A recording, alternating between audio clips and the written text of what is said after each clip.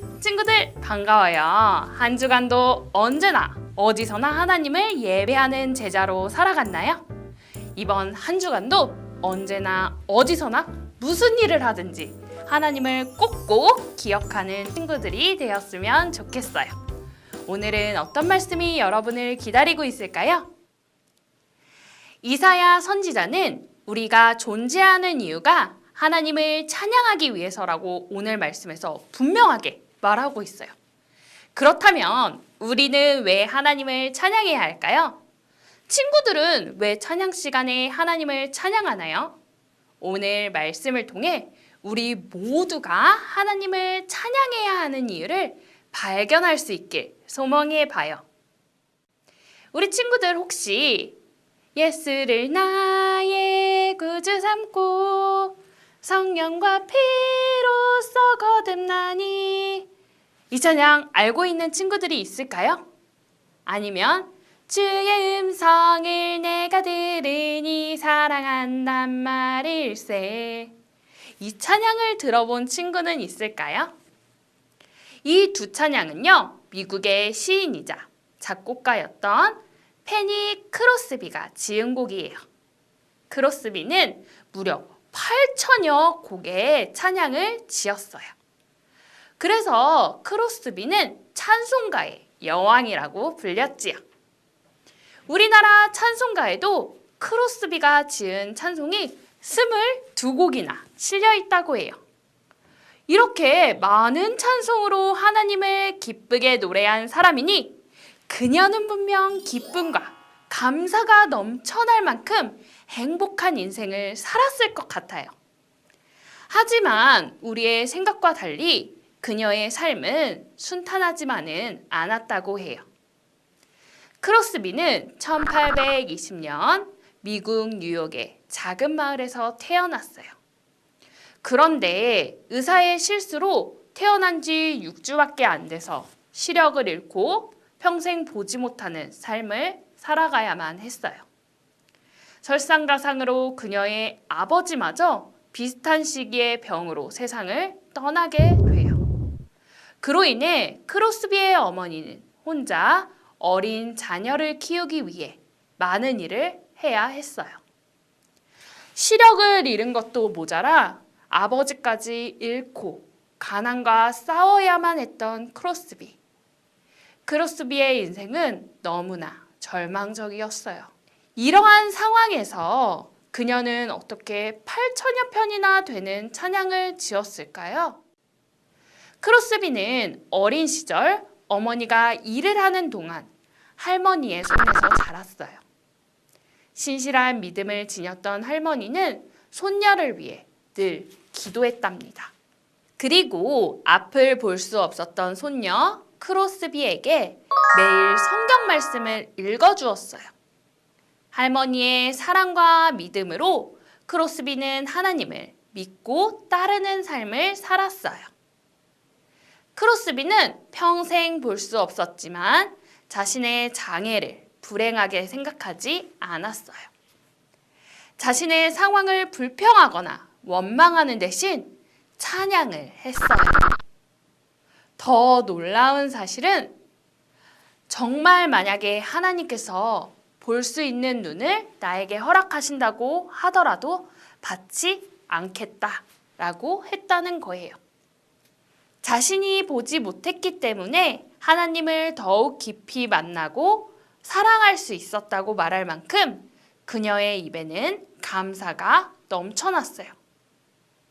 어느 날 누군가 크로스비에게 이런 질문을 던졌어요. 이렇게 많은 찬송시를 지을 수 있는 비결이 무엇인가요? 그러자 그녀는 제 머릿속에는 수백 편의 찬송이 떠올라요. 하나님께서 제게 새로운 삶의 목적을 주셨어요. 저는 이 세상에서 가장 행복한 피조물이랍니다. 이 고백에서 우리는 하나님을 찬양하는 것이 그의 삶의 유일한 목적이었음을 알 수 있어요. 이후로도 크로스비는 평생 하나님을 찬양하는 삶을 살았어요.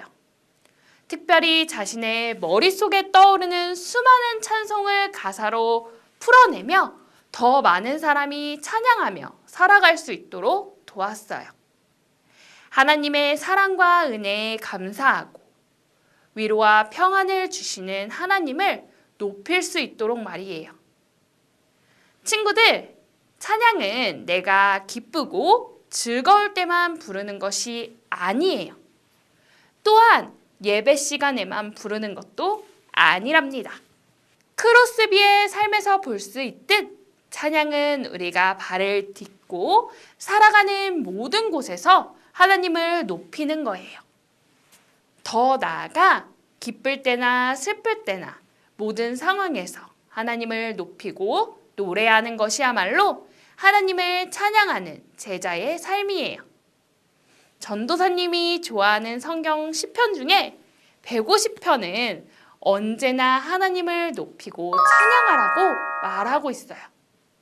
그리고 찬양하는 다양한 모습을 표현해내고 있죠. 평생 하나님을 찬양했던 크로스비처럼 우리도 매 순간마다 하나님을 찬양해야 해요. 성경에도 기쁠 때뿐만 아니라 힘들고 슬플 때도 하나님을 찬양했던 사람들이 많이 등장해요. 그 중에서도 우리가 아주 잘 알고 있는 사람이 있어요.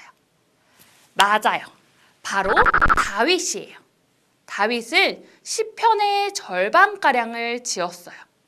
그가 지은 시편 한 편을 읽을 때면 그가 기쁠 때뿐만 아니라 슬플 때, 죄를 지어 마음이 괴로울 때, 그리고 적에게 쫓길 때 등 아주 다양한 상황에서 하나님을 찬양했던 것을 알 수 있어요.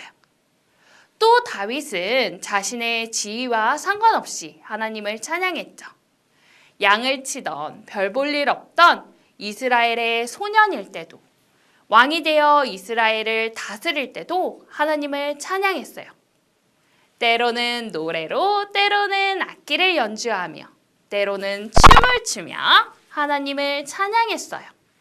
다윗이 이렇게 하나님을 찬양할 수 있었던 이유가 바로 오늘 본문 말씀을 통해 우리가 알 수 있어요. 우리 한 번 더 본문 말씀을 읽어볼까요? 이 백성은 나를 위하라고 내가 지은 백성이다. 그들이 나를 찬양할 것이다. 이 말씀처럼 다윗은 자신의 삶의 목적이 하나님을 찬양하기 위해서라는 것을 잘 알았을 거예요. 하나님께서는 다윗뿐 아니라 모든 사람이 하나님을 높이고 찬양하며 삶의 목적을 발견하도록 하셨어요. 친구들, 이 세상에 아무런 목적이나 이유 없이 태어난 사람은 없어요. 우리는 모두 하나님의 사랑을 누리고 그분을 찬양하기 위해 태어났어요. 다윗이 어떤 상황에서도 찬양할 수 있었던 것은 하나님을 높이고 하나님을 찬양하는 것이 삶의 유일한 목적이자 살아가는 이유임을 알았기 때문이에요. 그렇다면 우리가 찬양을 해야 하는 이유는 무엇일까요? 모든 것이 하나님으로부터 시작되었기 때문이에요. 나의 시작도 우리가 누리고 있는 모든 것이 하나님으로부터 시작되었어요. 하나님께서는 우리에게 자신이 창조하신 세상을 맡겨주셨어요. 이는 하나님께서 우리를 너무 사랑하셨기 때문이에요. 우리를 위해 예수님을 이 땅에 보내주셨고 예수 그리스도를 믿는 믿음으로 새로운 생명을 허락해 주셨죠. 찬양은 하나님의 마음에 대한 우리의 마음을 표현하고 고백할 수 있는 방법이에요. 그뿐 아니라 우리는 찬양을 통해 하나님의 뜻을 느낄 수도 있어요. 찬양 가사를 들여다보면 하나님께서 우리에게 주시는 은혜와 사랑, 위로와 평안, 능력과 인도하심이 가득 담겨져 있어요. 그래서 우리는 찬양을 통해 하나님의 사랑과 위로를 느끼고 그분의 능력을 경험할 수 있어요.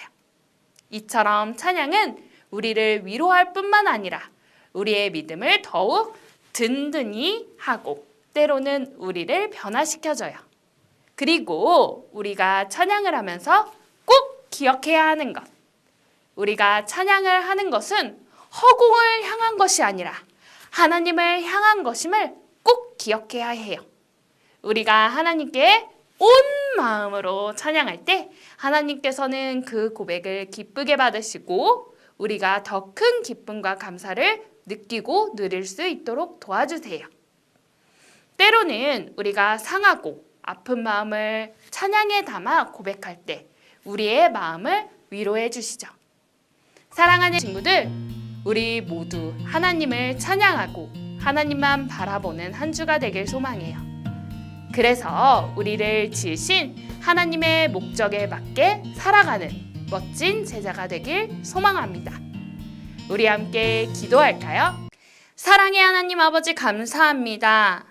하나님께서 우리를 태초부터 예정해 놓으시고 또한 우리를 만들어 주시고 우리가 이 세상을 누리며 살아갈 수 있도록 하여 주신 것 감사를 드립니다.